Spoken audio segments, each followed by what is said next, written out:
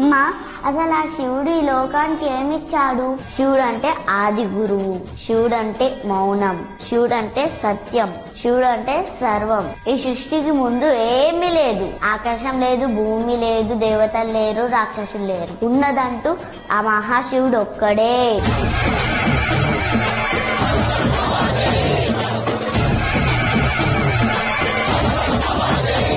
మరి ఆ శివుడు మనకేం నేర్పించాడమ్మా? ఈ లోకానికి యోగా నేర్పిన ఆదియోగి శివుడే. నాట్యం, సంగీతం, స్వరాలు నేర్పిన నటరాజు శివుడే. మాట భాష నేర్పిన దక్షిణమూర్తి శివుడే. మౌనంతో జ్ఞానం నేర్పిన జ్ఞాన స్వరూపుడు శివుడే. ఆయుర్వేద వైద్య రహస్యాలు నేర్పిన వైద్యనాథుడు శివుడే. మంత్రం, యంత్రం, తంత్రం ఇచ్చిన తంత్రాధిపతి శివుడే.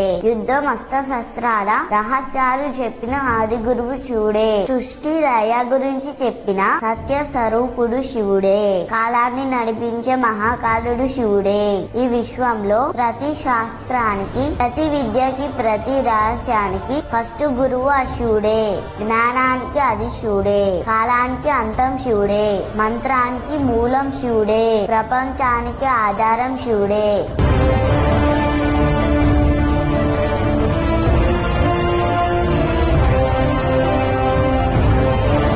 ఇలాంటి కంటెంట్ కోసం నిన్నీని ఫాలో అవ్వండి.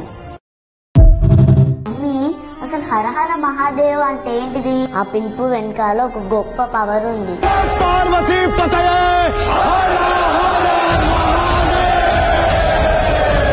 చాలా కాలం క్రితం రాజులు, సైనికులు యుద్ధానికి వెళ్లే ముందు హరహర మహాదేవ అని అరుచుకుంటూ వెళ్లేవారు. యుద్ధానికా?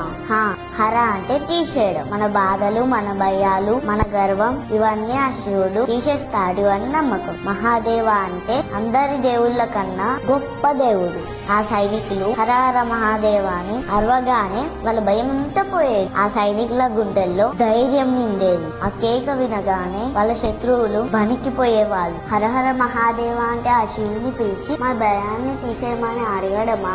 అవును, అలా పిలిచి మా బాధని తీసేసి మాకు ధైర్యం ఇవ్వు ఓ మహాదేవ అని అడగడు. అందుకే ఈ రోజు కూడా పూజల్లో, గుడిలలో భక్తులందరూ చేసే గర్జనే హరహర మహాదేవ్.